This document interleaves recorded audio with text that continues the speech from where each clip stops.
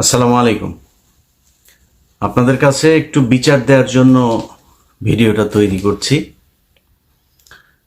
আসিফ নজরুল বিডিআরের যেই সদস্যদের আপনার বিচার চলছিল শেখ হাসিনার সময়ে,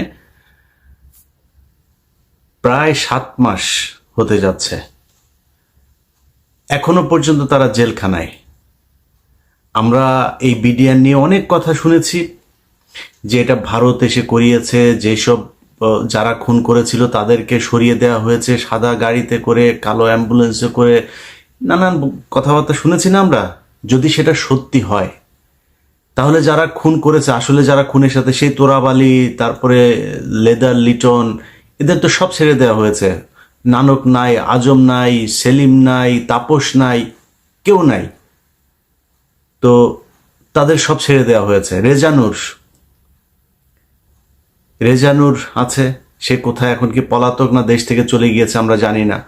ওই সময়ে এই যে মইনুল হাসান ইসলাম, মেজর জেনারেল, সে পালায় যাচ্ছিল। তো এরকম কারা কারা আছে এগুলো আমরা সব আগে থেকেই শুনেছি। এবং যেই সৈনিকরা আসল সাক্ষী দিতে চেয়েছে তাদেরকে মেরে ফেলা হয়েছে, গুম করা হয়েছে, তাদেরকেই এই জেলখানায় নিয়ে বন্দি করা হয়েছে। যারা খুন করতে চেয়েছে, যারা খুনের সাথে জড়িত ছিল, তাদের তো সরকার বহু আগেই ভারত পাঠিয়েছে, মেরে ফেলেছে, পালিয়ে যেতে সুযোগ দিয়েছে। নানান এই ইতিহাস আমরা গত 15 বছর ধরেই শুনছি, এগুলো তো জানা, এটা নতুন করে উদ্ঘাটন করার কিছু তো নাই। আসিফ নজরুল 7 মাসে এখন পর্যন্ত এই বিডিআরের যে নিরীহ জওয়ানগুলো, যারা সব সত্য কথা, সত্য সাক্ষী দিয়েছিল, তাদেরকে আসামি বানিয়ে শেখ হাসিনা জেলখানায় রেখেছে। তাদেরকে এখনো আসিফ নজরুল জেলখানায় রাখলো। তাদেরকে জেলখানায় রাখার জন্য আসিফ নজরুল যত ধরনের ষড়যন্ত্র আছে সব কিছুই করছে। আমরা সেই 5 তারিখের পরের এই পর্যন্ত মোট 4টা শুনানি হলো। 4 শুনানিতে সবশেষ জানুয়ারির 8 তারিখে আমরা মনে করেছিলাম 9 তারিখে কিছু একটা হবে, অন্তত কয়েকজনকে ছাড়বে। দেখেন আসিফ নজরুল এই মানে ইন্ডিয়ান রয়ের এই সদস্য কত বড় খারাপ, কত অসভ্য। ওইভাবে পারে নাই। প্রথমবার বলেছে পিপি নিয়োগ হয় নাই, তারপরে বলেছে পিপি প্রস্তুতি নেয় নাই, তারপরে পিপি পুরো রায়ের কপি সব পড়তে পারে নাই। এবার কি বলবে? কিছু তো একটা বলতে হবে। এখন ওই যে বক্সিগঞ্জের আপনার যেই কি আলিয়া মাদ্রাসা যেইটা, ওইটার মধ্যে নাটক টাটক সাজায়া, আবার তার মধ্যে আবার স্টুডেন্টদেরকেও এখানে নাটকের অংশ বানিয়েছে। কেউ যায় ঘর পুড়ে দিচ্ছে, কেউ করছে। আরে ভাই, আপনি ওইখানে করেন না বিচার, তাহলে কোথায় করবেন? আপনি জানেন না 9 তারিখে বিডিআর এর শুনানি আছে? জায়গাটা তো ঠিক করে রাখবেন, সেটা ঠিক করেন নাই কেন? একদিন আগে থেকে বিডিআর এর পরিবাররা দেশের বিভিন্ন জায়গা থেকে, গরিব মানুষ এখানে এই শহীদ মিনারে এসে শুয়েছিল, কেউ যাইতে পারে নাই। আসিফ নজরুল শাওনের ঘরে যাইতে পারে, শহীদ মিনারে যাইতে পারে নাই, গিয়ে একটু বলতে পারে নাই যে আপনারা কোত্থেকে আসছেন, আমরা আপনাদের পাশে আছি, আপনারা তো আমারই দেশের মানুষ, ওকে আপনারা ঘরে ফিরে যান, আমরা দেখছি। আসিফ নজরুল বলার সুযোগ পায় নাই। কুকুরের ছানারা সিনেমা দেখতে যাইতে পারে, এইখানে আসার একজন উপদেষ্টার সময় পায় নাই। এখন হাঙ্গামা যদি লাগাই দেই, এদের তো কষ্ট আছে, তাই না? এদের পরিবারের লোকজন, কেউ মারা গিয়েছে, পঙ্গু হয়ে, বিডিআরের লোকজনের বর্ণনা শুনি, পা নাড়াতে পারে না, পঙ্গু হয়ে গিয়েছে, হাঁটতে পারে না। কন্ডেম সেলে যারা থাকে তাদের অবস্থা আরো ভয়ঙ্কর।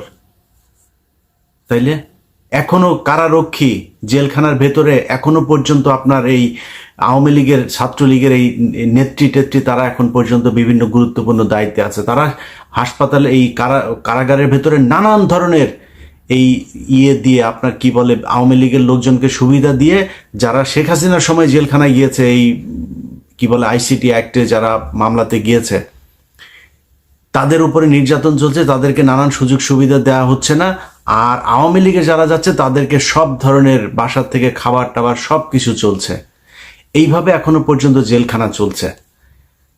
তো এই মানুষগুলোর পরিবারের তো কষ্ট আছে, তাই না? এদের তো দেয়ালে পিঠ থেকে গিয়েছে। তাদের জন্য 9 তারিখে এই এইভাবে ধোকা দিল আসিফ নজরুল। তো 9 তারিখে আপনি আলিয়া মাদ্রাসার এখানে করবেন না, বকশীগঞ্জে করবেন না, কোথায় করবেন? কোনো একটা জায়গায় আপনি আগে থেকে সেটা ঠিক করে রাখা উচিত ছিল, করেন নাই। পরশু দিনের ঘটনা বলি আপনাদেরকে, বিডিআর হত্যাকাণ্ড নিয়ে একটা কমিশন তৈরি করা হয়েছে না? এই পর্যন্ত আরো একটা কমিশন আছে, কিন্তু গুম কমিশন।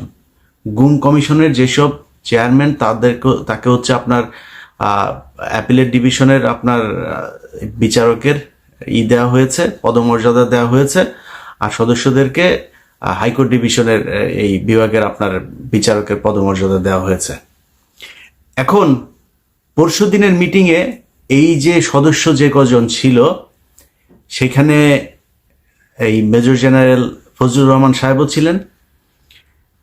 ফজলুর রহমান সাহেব ওই দিনের মিটিংয়ে নাকি খুবই চুপচাপ ছিলেন, তিনি কোনো কথা বলেন নাই। জানি না কেন কথা বলেন নাই। সদস্যরা সবাই দাবি করেছে তাদেরকে যেন ওই মর্যাদাটা দেয়া হয়। সেখানে বিশেষ করে স্বরাষ্ট্র সচিব, আরো কয়েকজন আমলা ছিল, তারা তাদেরকে বলেছেন যে না, আপনাদের এত পদমর্যাদা লাগবে কেন, আপনারা কাজ শুরু করেন।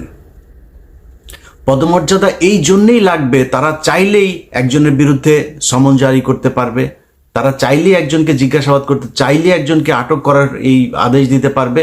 এই জন্য লাগবে, তাদের গাড়ি থাকবে, তাদের সিকিউরিটি থাকবে, তাদের সাথে গানম্যান থাকবে, এই জন্য তাদেরকে ওই পদমর্যাদা দিতে হবে। এটা দিতে চাচ্ছে না। আপনাদের নিশ্চয়ই মনে আছে, এই বিডিআর হত্যাকাণ্ড নিয়ে কমিশনই করতে চাচ্ছিল না। এখন কমিশন করে নানানভাবে এটার মধ্যে একটা বাধা সৃষ্টি করে কোনোভাবে যাতে এটাকে ঠেকানো যায়। এখানে তো 1-2 টাকার খেলা না, তো পুরো দেশ, ইন্ডিয়া একদম রাষ্ট্রীয়ভাবে এটার বিরুদ্ধে। আর আসিফ নজরুল কাদের প্রোডাক্ট, সেই প্রথম আলো, ডেইলি স্টার, সেগুলো তো আমরা সবাই জানি। এগুলো এখন করা হচ্ছে নানানভাবে। বিডিআরের সাংবাদিক বিভিন্ন মিডিয়ার মাধ্যমে এই বিডিআর হত্যাকাণ্ড নিয়ে একটা ধূম্রজাল তৈরি করার পায়তারা করা হচ্ছে। তো এইভাবে আসিফ নজরুল আপনি তো বাঁচাইতে পারবেন না। বিডিআরের হত্যাকাণ্ড নিয়ে যত অডিও রেকর্ড, যত কাগজপত্র, যত ফাইল যা যা আছে, কমিশনের কাছে যা নাই ওইটা আমার কাছে আছে। এখান থেকে বাঁচতে পারবেন না। তো আমি কাজ করছি, দিন রাত খাটছি বিডিআর এর এই ফাইল নিয়ে। এক এক ফোন রেকর্ড, সেই 25 তারিখের, 26 তারিখের, 27 তারিখের এক এক ফোন রেকর্ড 1.5 ঘন্টা 2 ঘন্টা করে শুনছি, সারা দিন রাত এগুলো শুনছি, শুনে শুনে লিখছি। আমি তো ফাঁক ফোকর রাখবো না, এমন এক জিনিস বানায় দিব এই কমিশন শুধু আমার ওই অনুসন্ধান দেখা যদি নাকি রায় দিয়ে দেয়, এনাফ, আর কিছু লাগবে না। সো আসিফ নজরুল, আপনি যত টাকাই খান, যাই করেন, যেমনি চান, এটা বাঁচাইতে পারবেন না। আর যদি মনে করে থাকেন যা মনে চায় তাই করবেন, এই যে বাংলাদেশ ব্যাংকে রয়ের এক সদস্যকে আপনার বসানো হচ্ছে এখন, সব জায়গাতে আসিফ নজরুলের এই যে পিএস, বলেছিলাম না যে এবিএম খায়রুল হকের পিএস, মনে করেন যে সে জানে না বোধহয়, আমরা জানিয়ে দিয়েছিলাম তো না, সে ব্যক্তি এখনো তার পিএসসি আছে, সেই মহিলা সে ওইখানেই আছে। সচিব আইন মন্ত্রণালয় মানে পুরো চালাচ্ছে হচ্ছে আওয়ামী লীগের লোকজন। যে কারণেই গাজীপুরের সবশেষ কনস্টেবলকে আপনার অবকাশকালীন এই আপনার বিচারক হয়েও সে আপনার করছে, কি বলে, এই মানে কনস্টেবলকে আপনার দিল, জামিন দিল। কেন জামিন দিল? কারণ ওই যে নিজের দলের লোক, দাদাদের দেশ থেকে ফোন করা হয়, এটা করো, এটা করে দাও, তার ওএসডি করা হয়েছে। কেন ওএসডি করতে হবে কেন? এখন আবার আইন দেখাইতে পারে যে না, জজ সাহেবরে চাইলেই এই করা যায় না, ওই করা যায় না। এত আইন দেখায় তো আপনারা ক্ষমতায় আসেন নাই, তাই না? আপনারা কেউ জিজ্ঞেস করে নাই তো? ওরে বিচার করলে, ওরে গ্রেপ্তার করলে কেউ আপনারা তো এসে জিজ্ঞেস করতো না যে ভাই এটা করলেন কেন? করেন নাই। যাই হোক, আসিফ নজরুল, প্রথম আলো, ডেইলি স্টার মিলে এই বিডিআর হত্যাকাণ্ড এটাকে ধামাচাপা দেওয়ার চেষ্টা চালিয়ে যাচ্ছে এখন পর্যন্ত।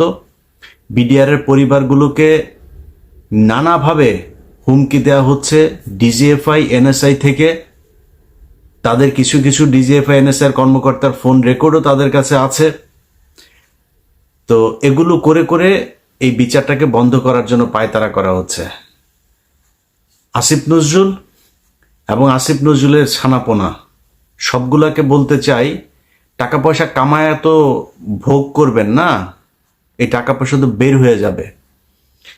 অনেক আমাদের প্রিয় উপদেষ্টার বাবা পর্যন্ত গিয়া চাঁদাবাজি করছে, সেই ফোন রেকর্ডও আছে।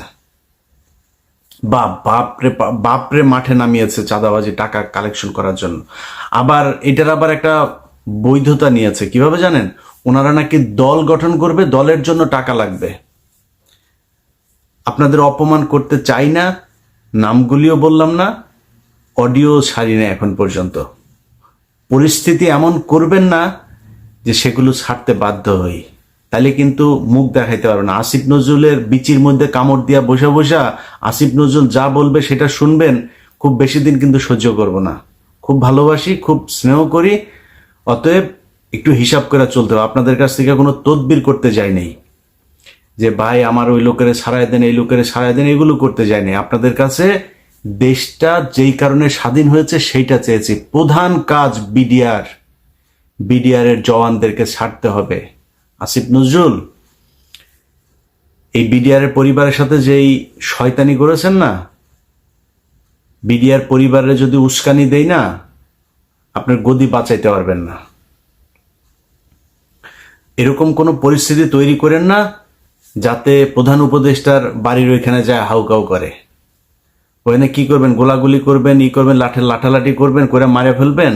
এখন তো সেই দিন নাই যে গুলি করে মারে ফেলবেন, লাঠি মাটি মারবেন। ওরা লাঠি টাঠি খাইতে রাজি আছে। আমি চুপ করে রেখেছি, তাই চুপ আছে। সো এদের কষ্ট কিন্তু আমি নিতে পারবো না। মানে ওদের যে কষ্টটা, সেই কষ্টটা ওরাই বুঝে কেমন লাগে আমি জানি না, আমি বুঝতে পারবো না ওইটা। সো ওদের যে কষ্টটা ওটা অনুমান করতে পারি। ওদের কথাবার্তা শুনলে বুঝি যে কত আগুন জ্বলছে। ছোট বাচ্চা, 6 মাস বয়স, সেই বাচ্চা এখন বিয়ে করছে, এখন পর্যন্ত মানে করতে পারে নাই, কি বলে, বাবার মুখ দেখে নাই। 15 বছর বয়স, বুঝেন? একটু 2 দিন পরে বিয়ে করার বয়স হয়ে যাবে। অনার্স মাস্টার্স করছে, যেই ছেলে আপনার ক্লাস 3, 4, 5 পড়েছে, সে এখন পর্যন্ত বাবার বুকে বুক মিলায় তারপরে জড়ায় ধরতে পারে নাই। সো এদের কিন্তু কষ্ট আছে, হ্যাঁ, মাথায় রেখেন। আপনি বিডিআর বিদ্রোহের এই নাম দিয়া বিডিআর হত্যাকাণ্ডকে বাঁচানোর চেষ্টা করবেন, এই সুযোগ আপনাকে দেওয়া হবে না। কারণ ওইটা যদি আপনি বন্ধ করতে চান, কমিশনরে দিয়েও যদি বন্ধ করাইতে চান, আমারে মায়েরা ফেলতে হবে। এইটা ছাড়া করতে পারবেন না কিছু। যাই হোক, আগে ভাগে বলে রাখলাম, খুব সাবধানে। বিডিআর এর এই বিষয় নিয়ে কোনো ধরনের ধানাই ফানাই এটা বাংলাদেশের মানুষ মেনে নেবে না। কারণ এইটার সাথে এই দেশের এই বিডিআর এর অস্তিত্ব জড়িত, সেনাবাহিনীর অস্তিত্ব, এই দেশের অস্তিত্ব জড়িত। দেখছেন না এখন চারিদিকে বর্ডারে বিডিআর এর অফিসাররা, সেনাবাহিনী আর বিডিআর মিলে কিভাবে বিএসএফ এর সাথে ফাইট করছে। সারা দেশের মানুষ প্রয়োজনে ট্রেনিং নিয়ে তারপরে বিএসএফ এর সাথে দাঁড়াবে। ভারতের সাথে বাংলাদেশের মানুষ কোনোভাবেই কোনো কিছুতে সমঝোতা করতে রাজি না। এই দেশের মানুষ যুদ্ধ করবে, মরে যাবে। শুধু তোদের মতো কিছু অসভ্য টাকার কাছে তোরা তোদের মা বোনকেও আরেকজনের খাটে শোয়াই দিয়া তারপরে টাকা নিতে পারিস। এটা যদি না পারতিস, তাহলে এই আগস্টে যা ঘটলো, সেই জুলাইয়ের 16 তারিখ থেকে 5 আগস্ট পর্যন্ত, এরকম একটা সরকারের পার্ট হয়ে টাকা পয়সার জন্য এত বিট্রে করতে পারতে না। তোরা তোদের মা বোনদেরকেও আরেকজনের সাথে খাটে দিয়ে আসতে পারবি। আল্লাহ হাফেজ। আসসালামু আলাইকুম প্রিয় দর্শক, দেশ কিংবা দেশের বাইরে যেখান থেকে বসে ভিডিওটি দেখলেন সবাইকে অনেক অনেক ধন্যবাদ এবং ভালোবাসা জানাচ্ছি। প্রিয় দর্শক, কথা বললেন সাহসী সাংবাদিক ইলিয়াস হোসেন। তাকে আসলে পরিচয় করে দেওয়ার মতো কিছুই নেই। বাংলাদেশের এমন কোনো মানুষ নেই যারা যারা এই সাহসী সাংবাদিক ইলিয়াস হোসেনকে চেনেন না বা জানেন না। খুবই নম্র ভদ্র ভাষায় কথা বলেন, রাজনৈতিক বিশ্লেষণ করেন। সাবেক তিনি 21 টেলিভিশনে কাজ করেছেন, সাংবাদিক, সিনিয়র সাংবাদিক। প্রিয় দর্শক, তিনি আসিফ নজরুলকে নিয়ে সেই সরকার পতনের পর থেকেই কথা বলছেন।